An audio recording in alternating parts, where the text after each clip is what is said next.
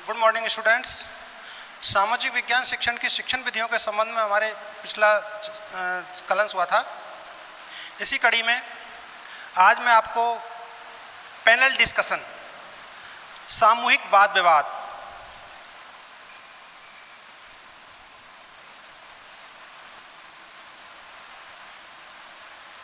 आज इस पर प्रकाश डालेंगे। कल मैं बता रहा था आपको कि भूमिका निर्वाह होता क्या है, भूमिका निर्वाह किस तरह से आयोजित किया जाता है, भूमिका निर्वाह के फायदे क्या हैं, इससे बच्चे क्या सीखते हैं, शिक्षक का क्या काम होता है, इन चीज़ों पर प्रकाश डाला। ठीक उसी प्रकार से आज हम बात करते हैं वाद विवाद की। वाद विवाद से तात्पर्य अपन कभी कभी कहते हैं क्यों फालतू का विवाद कर रहे हो, उससे यहाँ ये सेंस नहीं है। यहाँ सेंस इसका एजुकेशन के फील्ड में हम जब जाएंगे तो वहाँ वाद विवाद की स्थिति हमें क्या सिखाती है। वाद विवाद से तात्पर्य है कुछ विषय विशेषज्ञों का एक पैनल, एक समूह गठित किया जाएगा। उसमें दो दल होंगे, उनमें एक पक्ष में दूसरा विपक्ष में। इसका मतलब किसी भी चीज़ पर हम मंथन करते हैं तो उस मंथन करने के लिए दो पक्षों का होना बहुत जरूरी है, तभी हम मंथन कर सकते हैं, तभी उसकी सत्यता का पता कर सकते हैं। इसका फायदा क्या है? इसका सबसे बड़ा जो फायदा है वो है बालकों में तर्क और चिंतन।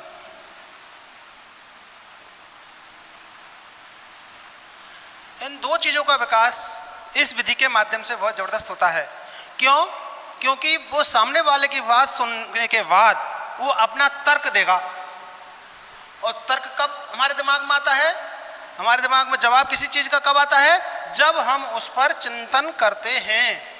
जब तक हम किसी भी चीज़ पर चिंतन नहीं करेंगे, मनन नहीं करेंगे, मंथन नहीं करेंगे, उसकी समीक्षा नहीं करेंगे, तब तक हम किसी भी चीज़ पर कमेंट्स नहीं कर सकते, किसी भी चीज़ पर हम तर्क नहीं दे सकते, किसी भी चीज़ के पक्ष में या विपक्ष में हम साक्ष्य नहीं दे सकते। साक्ष्य तभी दिया जा सकता है, उसके बारे में तर्क तभी दिया जा सकता है, उसके पक्ष में बात तभी की जा सकती है जब हम उस पर चिंतन करें, और चिंतन करने के बाद जो हमारे मस्तिष्क में बात आई उसे हम चिंतन कहते हैं, और चिंतन के बाद तर्क होता है। अतः यह कहा जा सकता है कि वाद विवाद विधि एक ऐसी शिक्षण की विधि है, एक ऐसे शिक्षण की व्यूह रचना है जो हमें बालकों में तर्क करने के लिए, बालकों को चिंतन के लिए, बालकों में सामाजिकता के गुण के लिए, बालकों में एक दूसरे की सहायता करने के लिए विचार पैदा होता है, उनमें अधिगम होता है। विषय वस्तु की गहन जानकारी भी वाद विवाद के माध्यम से ही कराई जा सकती है। क्यों? क्योंकि कुछ लोग उसके पक्ष में बोलेंगे, कुछ विपक्ष में, अर्थात उसकी किसी भी चीज़ को पढ़ाते, किसी चीज़ को प्रस्तुत करते समय अनछुआ नहीं किया जा सकता। उसके प्रत्येक पक्ष को, उसके प्रत्येक बिंदु को, उसके प्रत्येक टॉपिक्स को टच करने के बाद ही हम सही बात सामने कह सकते हैं। इसलिए हमें यह विधि संपूर्ण ज्ञान प्रदान करती है, हमारे बालकों को विषय की सारी जानकारी प्रदान करती है। इसके जो प्रवर्तक हैं हैरी ए ओवरस्ट्रीट, प्रवर्तक हैं इसके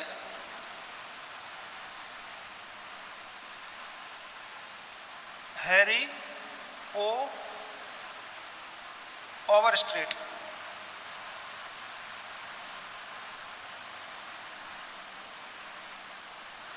सबसे पहले ये जो विचार आया वाद विवाद का, ये अमेरिका में आया। जैसा मैं कल भी आपको बता रहा था कि नवाचार की प्रक्रिया आरंभ अमेरिका से ही हुई। वहाँ शैक्षिक क्षेत्र में नए नए प्रयोग किए गए, और ये प्रयोग करने के पीछे उनका एक कारण था कि द्वितीय विश्व युद्ध के समय वहाँ सैनिकों का अभाव हो गया, और वहाँ के शिक्षक लोग अपना शैक्षिक पैसा छोड़कर और आर्मी में भर्ती हो गए, जिसके कारण शिक्षकों की भी कमी हो गई। और शिक्षकों की उस कमी को पाटने के लिए वहाँ के शिक्षाविदों ने रास्ता निकाला, और उसी रास्ते में एक ये जो विधि निकाली, ये जो टेक्निक्स निकाली, ये युक्ति निकाली, ये वाद विवाद भी उसी की देन है। इसमें किसी एक टॉपिक पर एक ही विषय के कई विद्वानों को बुलाया जाता है और विभिन्न प्रकार से वो अपनी बात को प्रस्तुत करते हैं और बालक उनको सुनता है, एक श्रोता है, बीच में वो प्रश्न भी पूछ सकता है। जैसे एक विद्वान की बात खत्म हुई उसके तुरंत बाद वो प्रश्न भी कर सकता है। इसमें विशेषज्ञों के छोटे छोटे दल बना दिए जाते हैं और वो दल अपने अपने पक्ष को रखते हैं। ठीक उसी प्रकार से बच्चों के भी छोटे छोटे दल बना दिए जाते हैं। जैसे कोई एक टॉपिक ले लिया, जैसे वर्तमान में चल रहा है भारत के विदेश संबंध, चीन से हमारे कैसे संबंध हैं, अमेरिका से हमारे कैसे संबंध हैं, पाकिस्तान से हमारे कैसे संबंध हैं, इन संबंधों को बनाने या बिगाड़ने में किसका योगदान है। इन सारे पॉइंट्स को हमने एक ही थीम ले ली और वो थीम है भारत की विदेश नीति या भारत के विदेशी संबंध। अब बात आती है कि इसको प्रस्तुत कैसे करें। इसके प्रस्तुतिकरण के लिए हमें एक व्यू रचना करनी पड़ेगी।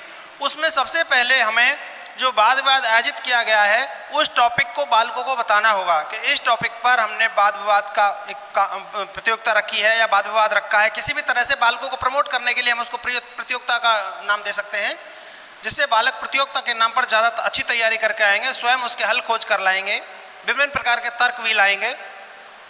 उसके बाद एक कक्ष निर्धारित कर लिया जाता है, उसमें निर्धारित संख्या में बच्चों को दो भागों में व्यक्त कर दिया जाता है। जो बच्चे दोनों पक्षों में ही भाग नहीं ले रहे, ना पक्ष में ना विपक्ष में, यानी वक्ताओं में नहीं हैं, वो सामने श्रोता के रूप में बैठते हैं। इस तरह से इसमें 4 श्रेणी होती हैं।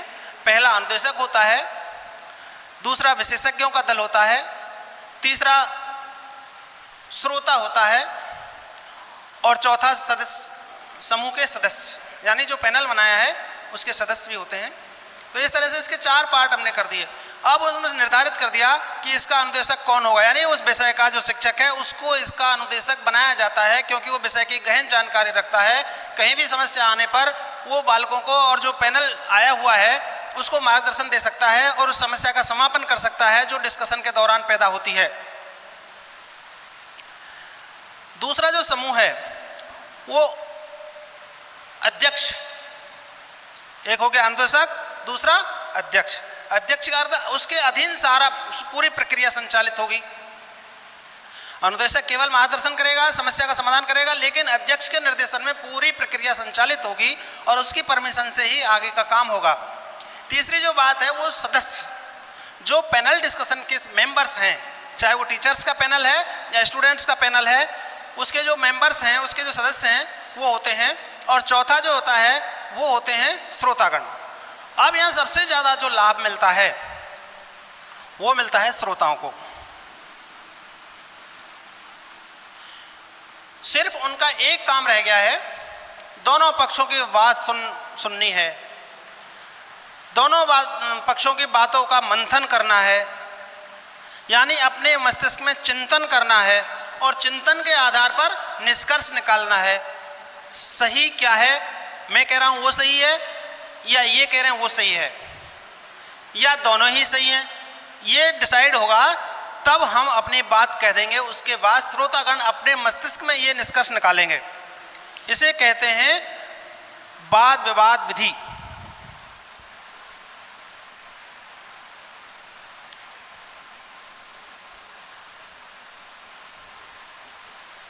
अब बात आती है कि इसका उद्देश्य क्या है।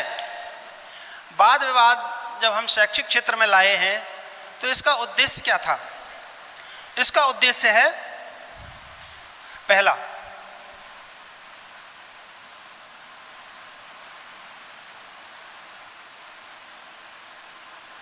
सूचना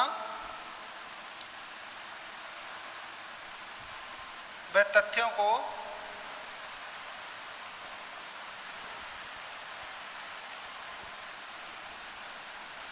प्रदान करना।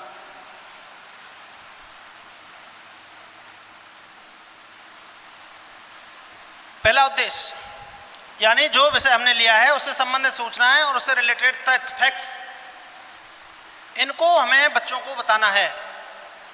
पहले से ही उनको ये निर्धारित कर दिया जाएगा कि आपको पक्ष में बोलना है, पक्ष के ये हैं, विपक्ष का ये है, और उनको तर्क देने के लिए तथ्य और सूचनाएं कलेक्ट करवाई जाती हैं।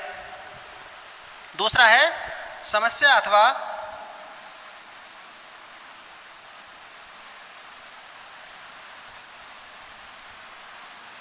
प्रकरण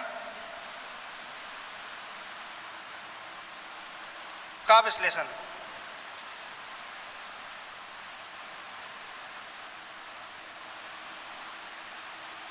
यानी जो प्रकरण हमने लिया है वाद विवाद के लिए, उसकी वो जो प्रकरण है उसको विश्लेषित करना है बच्चों के सामने। जैसे भारत के विदेश संबंध ले लें, इससे रिलेटेड हम जिन देशों को इसमें पढ़ाना चाहते हैं उनको सीमांकित करना पड़ेगा कि भारत के संबंध पाकिस्तान के साथ कैसे हैं, भारत के संबंध अमेरिका के साथ कैसे हैं, भारत के संबंध जापान के साथ कैसे हैं, भारत के संबंध चीन के साथ कैसे हैं, नेपाल के साथ कैसे हैं। यानी हम जो चीज़ पढ़ाना चाहते हैं उसी चीज़ को हमें इसमें सीमांकित करना पड़ेगा। जैसे भारत अमेरिकी संबंध सीमांकित हो गया। सीमांकन का तात्पर्य है निर्धारित करना, एक लिमिट में उसको बांधना। अब हमें मान लीजिए भारत अमेरिका संबंध हम पढ़ा रहे हैं, भारत अमेरिका संबंध। अब इस टॉपिक को पढ़ाने से रिलेटेड सबसे पहले हमें देखना होगा भारत और पाकिस्तान के संबंधों की पृष्ठभूमि क्या है, इनकी ऐतिहासिक पृष्ठभूमि, यानी शुरुआत से कैसे संबंध रहे हैं। जब तक हमें ये पता नहीं चलेगा कि इन दोनों देशों के संबंध पहले कैसे थे, बीच में कैसे थे और अब कैसे हैं, इन तीनों चीज़ों के लिए हमें बालकों को बताना होगा। संबंध हमारे अमेरिका से पहले खराब हुए थे, किस कारण से हुए, उन कारणों को हमें यहाँ देना है। फिर उसके बाद भारत से अमेरिका के संबंध मधुर हो गए। अमेरिका ने हमारा परमाणु विस्फोट जब हुआ था अटल बिहारी जी के टाइम में, परीक्षण हमने किया था पोखरण में, उस समय बहुत सारे प्रतिबंध हमारे ऊपर लगा दिए और तो और हमारे देश से जाने वाले नागरिकों को वीज़ा देना भी कुछ समय के लिए बंद कर दिया, जिनमें प्रधानमंत्री नरेंद्र मोदी जी जो वर्तमान में हमारे प्रधानमंत्री हैं, उस समय गुजरात के मुख्यमंत्री हुआ करते थे। वो अमेरिका जाना चाहते थे लेकिन अमेरिका का वीज़ा उन्होंने नहीं दिया और फिर उन्होंने वो प्रतिबंध हटा लिए। और आज देखिए आप, भारत के और अमेरिका के जो संबंध है बहुत प्रगाढ़ हैं। मोदी जी ट्रंप के दोस्त हैं, किस तरह से वो बातें करते हैं, किस तरह से वो मिलते हैं, किस तरह से वो विभिन्न समझौतों के लिए तैयार हैं और समझौते हुए भी। तो इन सारी बातों को हमें पहले बालकों के सामने रखना होगा, तब जाकर सफल वाद विवाद होगा। यदि हम अपने प्रकरण का या समस्या का विश्लेषण बालकों के सामने नहीं रखेंगे तब तक हम सही तरीके से, अच्छे तरीके से वाद विवाद को संपादित नहीं कर सकते। इसलिए हमें चाहिए कि वाद विवाद के माध्यम से कोई भी टॉपिक हम बच्चों के बीच में लाना चाहते हैं तो सबसे पहले हमें उसका विश्लेषण करना होगा। मूल्यों का निर्धारण,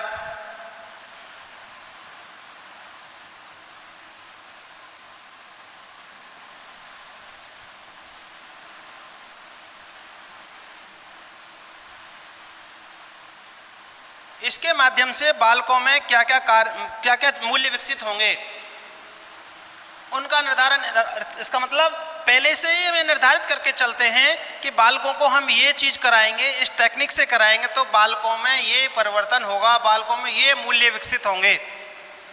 इसलिए पहले से ये निर्धारित कर लें कि भारत अमेरिका संबंध का जो चैप्टर हम बालकों को पढ़ाने जा रहे हैं उसके माध्यम से हमारे बालकों में क्या क्या मूल्य विकसित होंगे। जैसे कि वसुधैव कुटुंबकम,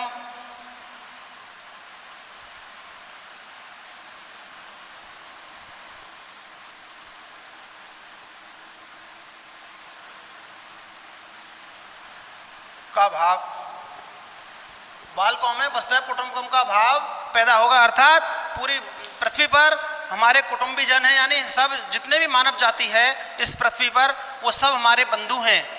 ये भाव भारत अमेरिका संबंध जब हम पढ़ाएंगे तो विकसित होगा। सहयोग, एक दूसरे का सहयोग करते हैं हम आपात स्थिति में। जैसे अभी अमेरिका में कोरोना बहुत अधिक डेवलप हुआ, बहुत ज़्यादा स्प्रेड किया, तो उस दौरान हमने उनके लिए विभिन्न प्रकार की मेडिसिन्स भी भेजी और हमारे लिए उन्होंने वेंटिलेटर्स भेजे।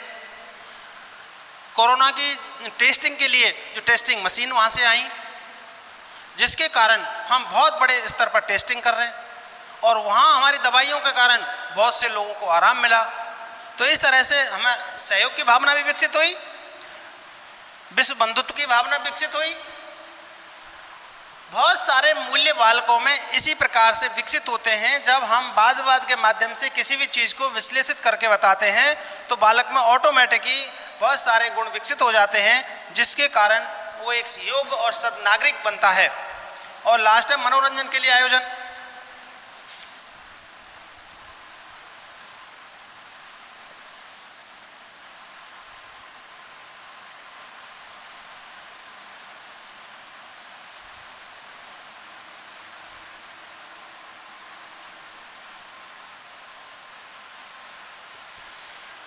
तीन चीज ऐसी हैं। नंबर 1 भ्रमण, नंबर 2 भूमिका निर्वाह,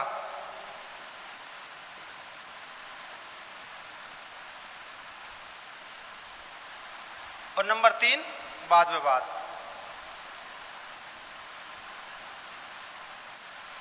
ये तीनों ही युक्तियां, तीनों ही टेक्निक ऐसी हैं जो बालकों को मनोरंजन भी कराती हैं, उनको विषय का ज्ञान तो देते ही देते हैं, लेकिन उसके साथ उनमें मनोरंजनात्मक भाव भी पैदा करते हैं, जिससे कक्षा शिक्षण के दौरान पढ़ते पढ़ते वो बोर हो जाते हैं, तो वो बोरियत उनकी इसके माध्यम से दूर हो जाती है और वो मनोरंजन का अनुभव करते हैं कि हम बिल्कुल खेलने के लिए, हमें खिलाने के लिए, हमारी बोरियत दूर करने के लिए, हमें प्रफुल्लित करने के लिए इन चीज़ों का आयोजन किया गया है। लेकिन शिक्षक का जो दायित्व है, शिक्षक का जो उद्देश्य है, वो अप्रत्यक्ष रूप से विषय का ज्ञान प्रदान करना है।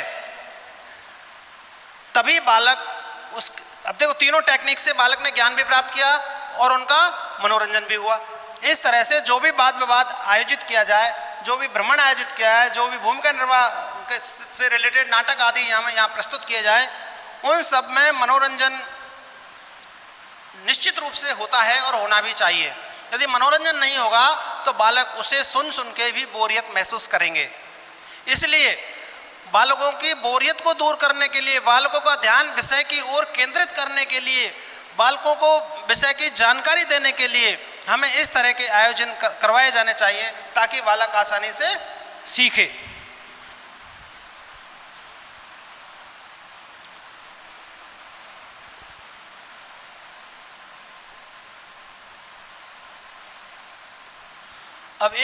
अब बात करते हैं कि वाद विवाद कितने प्रकार का होता है। ये 1 प्रकार का है, 2 प्रकार का है, 10 प्रकार का, कितने प्रकार का है? सामान्यतः वाद विवाद 2 प्रकार का होता है। नंबर 1 सार्वजनिक वाद विवाद।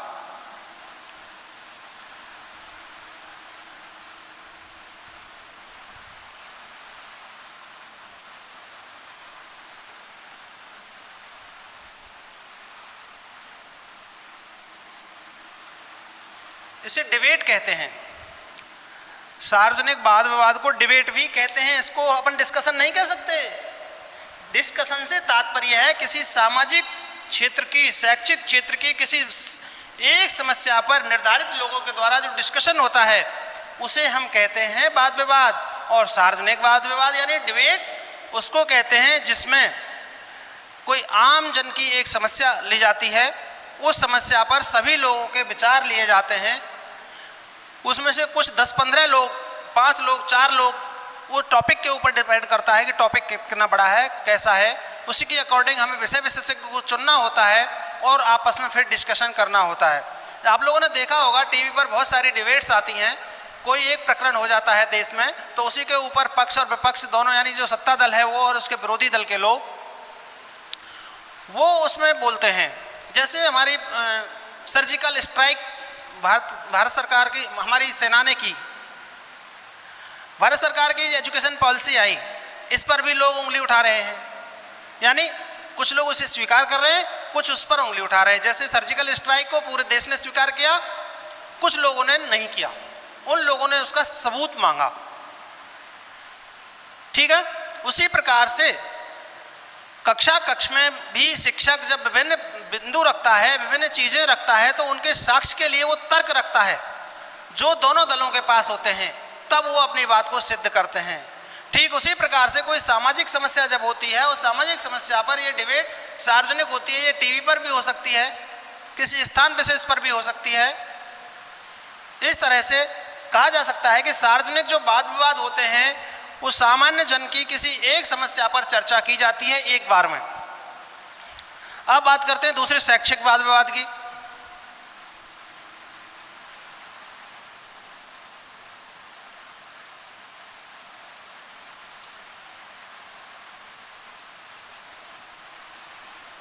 सार्वजनिक वाद विवाद को अपन अनौपचारिक वाद विवाद भी कह सकते हैं। क्यों? क्योंकि इसमें कोई अध्यक्ष नहीं होता, इसमें कोई अध्यक्ष नहीं होता, कोई अनुदेशक नहीं होता, सिर्फ इसमें वक्ता होते हैं, समूह के सदस्य होते हैं, और टीवी का जो एंकर होता है वो अनुदेशक की भूमिका में होता है। वो उन्हें प्रेरित करता है बोलने के लिए, वो उन्हें प्रेरित करता है कोई टॉपिक्स पर और डिस्कशन के लिए।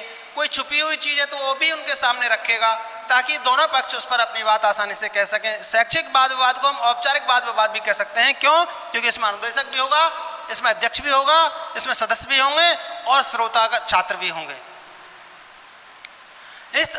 इसमें सिर्फ शैक्षिक बिंदुओं को ही लिया जाता है, शैक्षिक समस्याओं को ही लिया जाता है, शैक्षिक टॉपिक्स को ही लिया जाता है, और उस टॉपिक के ऊपर ही हम कक्ष में अथवा सेमिनार हॉल में या इससे रिलेटेड जो भी संबंधित विषय का जो हॉल है, कक्ष है, उसमें ही हम इसका आयोजन करते हैं। इस तरह से सार्वजनिक वाद विवाद को हम अनौपचारिक वाद विवाद या सार्वजनिक वाद विवाद कह सकते हैं। इसमें जन सामान्य की समस्याओं को लिया जाता है। और शैक्षिक वाद विवाद को हम औपचारिक वाद विवाद भी कह सकते हैं, और इसमें सिर्फ और सिर्फ शैक्षिक जो प्रकरण हैं, शैक्षिक समस्याएं हैं, हमारे करिकुलम से रिलेटेड चीज़ें हैं, वही हम इसमें सम्मिलित करते हैं। अब बात करते हैं इसके स्वरूप, इसके ढांचे की, स्ट्रक्चर की। प्रमुख रूप से इसमें इसके स्ट्रक्चर में, इसके ढांचे में 4 चीज़ें हैं। 4 प्रकार से हम इसमें लोगों को नियुक्त करते हैं। पहला, अनुदेशक।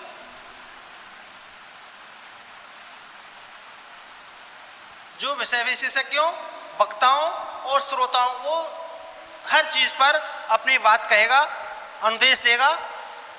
कितना समय है, एक व्यक्ति कितना समय बोल सकता है, क्या टॉपिक है, कौन कौन इसमें बोलेंगे, और श्रोता की जो दीर्घा है, श्रोता दीर्घा में कौन कौन बैठेंगे। इस तरह से ये अनुदेशक का काम है कि उस टॉपिक से रिलेटेड सारी चीज़ें वो पहले से ही निर्धारित कर दे।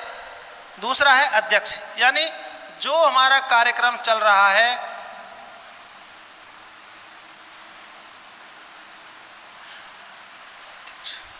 उस कार्यक्रम की अध्यक्षता के लिए एक अध्यक्ष यानी एक मुखिया की जरूरत होती है। उसकी परमिशन से ही सारी कार्रवाई संचालित होती है। तीसरी जो बात होती है, समूह के सदस्य।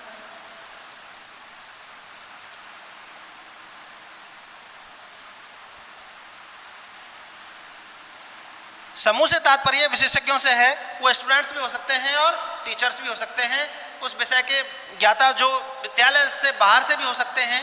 वो समस्या की प्रकृति पर डिपेंड करता है कि उसमें किन किन लोगों को शामिल किया जाना है।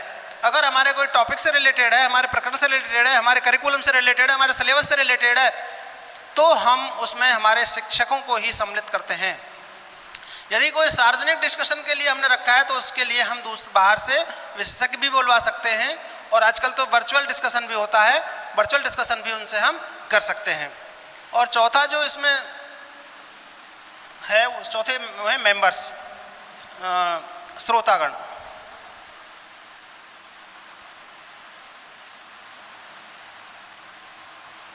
अब इनकी भूमिका क्या है?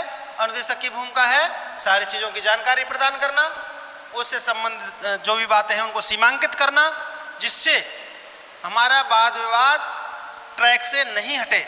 जो ट्रैक हमने बनाया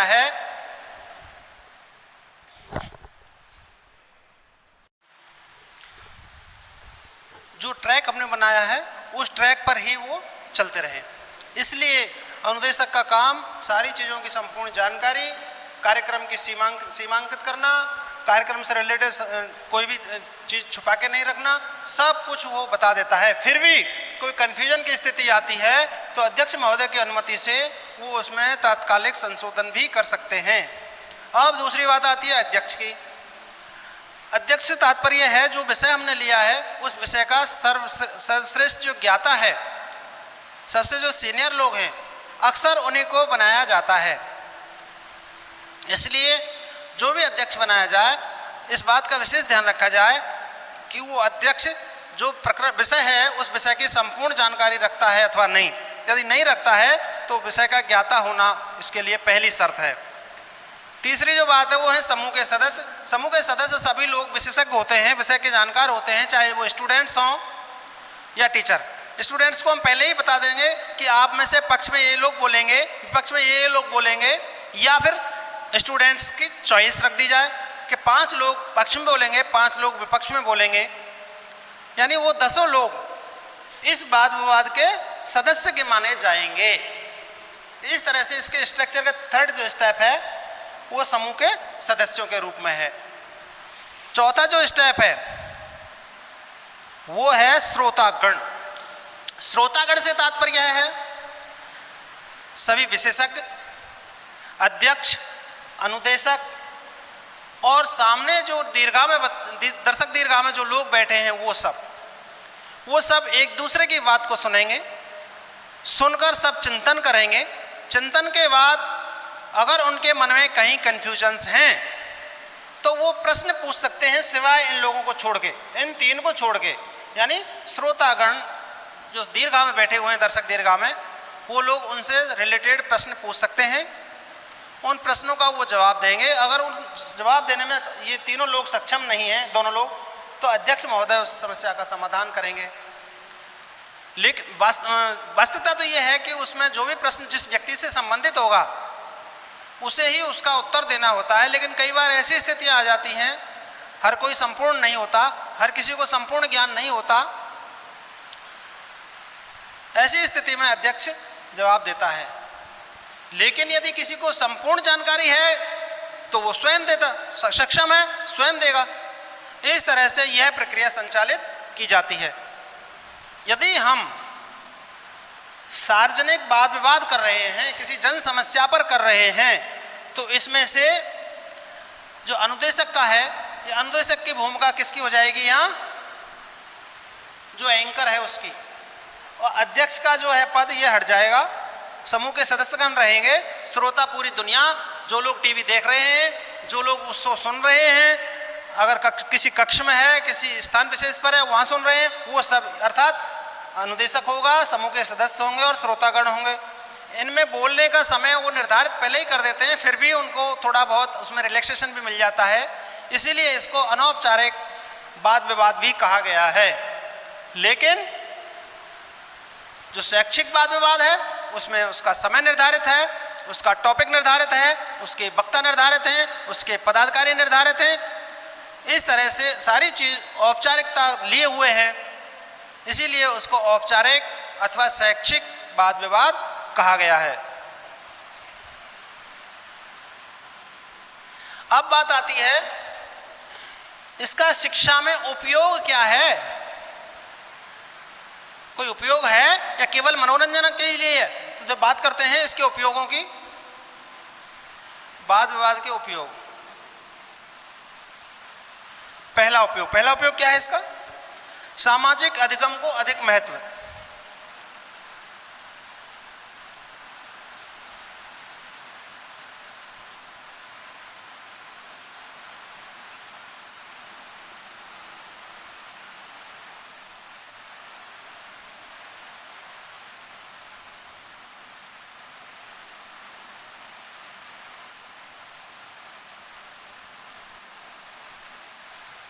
सामाजिक अधिगम को अधिक महत्व कैसे?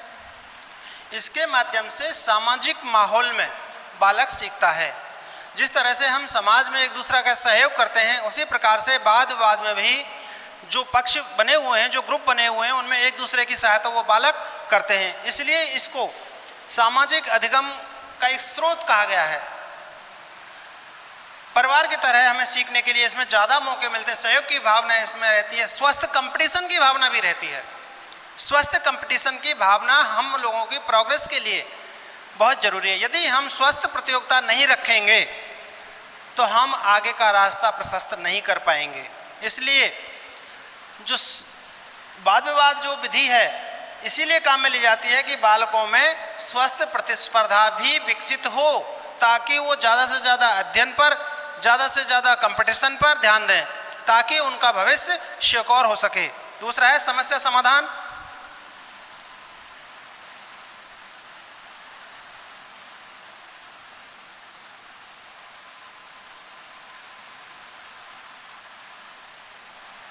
तर्क,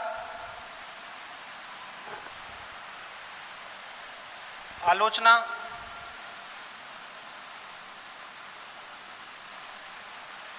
इसे समीक्षा भी कह सकते हैं।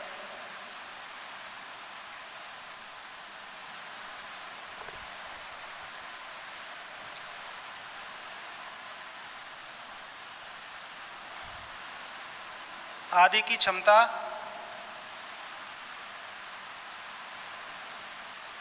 विकसित करने हेतु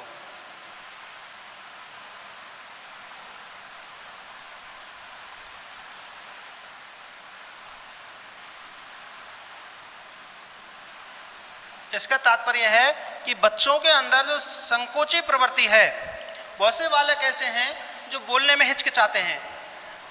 वो शिक्षक के सामने ही बोलने में हिचकिचाते हैं, तो पूरी कक्षा के सामने और शिक्षक के सामने और विशेषज्ञों के सामने कैसे बोल पाएगा। इसलिए इस विधि का जो मुख्य ध्येय है वो बालक में समस्या समाधान करने की, उसकी संकोची स्वभाव को दूर करने की, अपना जो टॉपिक है, विषय है, उसके प्रति तर्क करने की, और जो पक्ष विपक्ष दोनों सुने उनकी समीक्षा करने की। ये सारी शक्ति बालक में वाद विवाद के माध्यम से विकसित होती हैं। अगला है पाठ्य वस्तु।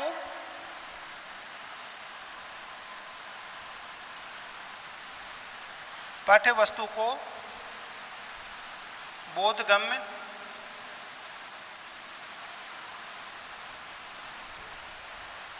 करने के अवसर।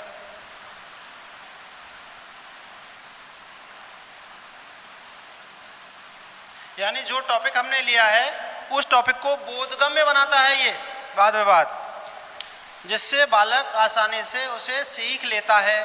शिक्षक का मुख्य उद्देश्य है बालक को विषय वस्तु की जानकारी प्रदान करना। अब ये शिक्षक के टैलेंट पर डिपेंड करता है कि किस तरह से अधिक ज्ञान बालकों को प्रदान कर सकता है। बहुत से शिक्षक क्या करते हैं, इसी विषय वस्तु को जो हमने वाद विवाद के माध्यम से है वो व्याख्यान के माध्यम से ही उसे बहुत अच्छे तरीके से प्रस्तुत कर सकते हैं। उसके लिए वो विभिन्न प्रकार की टीचिंग लर्निंग मटेरियल लाएगा, जिसे TLM कहते हैं। विभिन्न तरीके के उदाहरण देगा, विभिन्न तरीके के दृष्टांत देगा, कहानी सुनाएगा और बालकों के मस्तिष्क में ऐसे उसको बिल्कुल क्लियर कर देगा और वो बोधगम्य बन जाएगी। लेकिन उससे भी सरल तरीका वाद विवाद है, जो बालक खेल खेल में, मजाक मजाक में या मनोरंजन के रूप में ही विषय वस्तु को बोधगम्य कर लेता है। इसलिए भी यह विधि बहुत ही उपयुक्त है। अगला है आत्मसात करने के अवसर।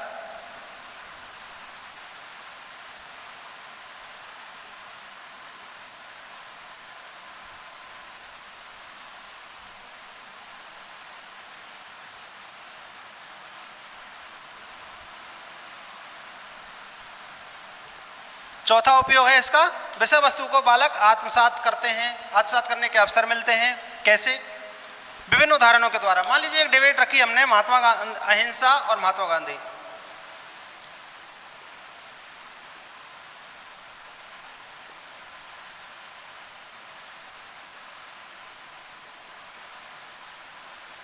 ठीक है, इस पर हमने वाद विवाद प्रतियोगिता रखी। कुछ लोग कहेंगे कि अहिंसा के बल पर महात्मा गांधी ने इतिहास बदल दिया, दक्षिण अफ्रीका में इन्होंने एक क्रांति ला दी, भारत में अहिंसा के बल पर इन्होंने आज़ादी दिलवा दी। विपक्ष वाला कहेगा यदि महात्मा गांधी ने अहिंसा के बल पर आज़ादी दिलवा दी तो सुभाष चंद्र बोस, भगत सिंह, राजगुरु, सुखदेव, चंद्रशेखर आज़ाद, नेताजी सुभाष चंद्र बोस, जवाहरलाल नेहरू, लोकमान्य बाल गंगाधर तिलक, सरदार वल्लभ भाई पटेल, ये लोग क्या कर रहे थे? इनमें कुछ लोग ऐसे थे जो गांधी जी की अहिंसा को मानते थे, जिन्हें हम नरम दल के नेता कह सकते हैं, और कुछ लोग गरम दल के थे जो केवल बल के आधार पर देश को आज़ाद कराना चाहते थे। क्या अहिंसा के बल पर देश आज़ाद हुआ तो उन लोगों की भूमिका क्यों दिखाई गई? यदि उन लोगों के आधार पर स्वतंत्रता मिल गई तो इन लोगों का क्यों? इस तरह से हम इस पर वाद विवाद की एक प्रतियोगिता रखें तो बालक इस टॉपिक से रिलेटेड जो भी कंटेंट है उसको आत्मसात करने का उसको कक्ष में अवसर मिलेगा। लेकिन यदि वो थ्योरेटिकली पढ़ता है या लेक्चर के माध्यम से पढ़ता है तो इतना अधिक वो आत्मसात नहीं कर पाएगा, इतना बोधगम्य नहीं होगा, ये क्षमताएं विकसित नहीं होगी और वो सामाजिक अधिगम को महत्व उसको नहीं मिलेगा। इस तरह से ये कहा जा सकता है कि वाद विवाद का उपयोग इस तरह से हमारे लिए उपयोगी है।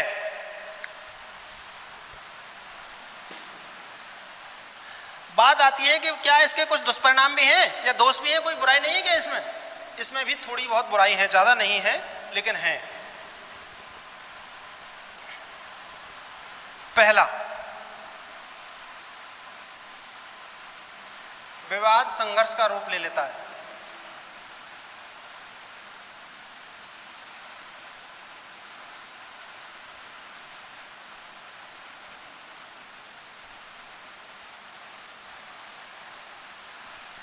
कभी कभी विशेषकर ये जो स्थिति बनती है, ये स्थिति बनती है सार्वजनिक समस्याओं पर जो अनौपचारिक वाद विवाद होता है उसमें। औपचारिक जो वाद विवाद है उसमें ऐसी स्थिति नहीं आती क्योंकि वो शिक्षक के कंट्रोल में स्थिति रहती है।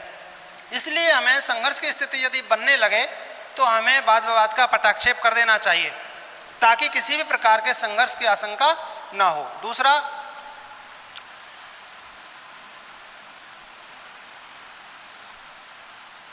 समय अधिक लगता है, यानी एक ही टॉपिक को पढ़ाने के लिए 1-2 दिन तैयारी में और 1 दिन उसको प्रस्तुत करने में लगता है, इसलिए समय बहुत अधिक लगता है।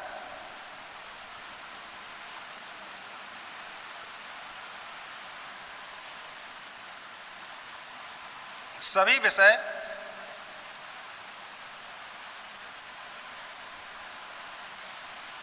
इसके माध्यम से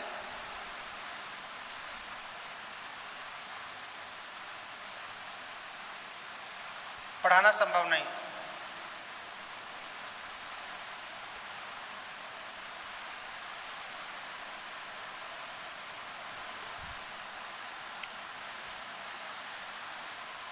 पाठ्यक्रम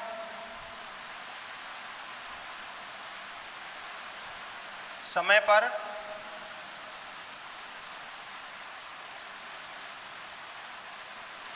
पूर्ण हो जाए यह मुश्किल है।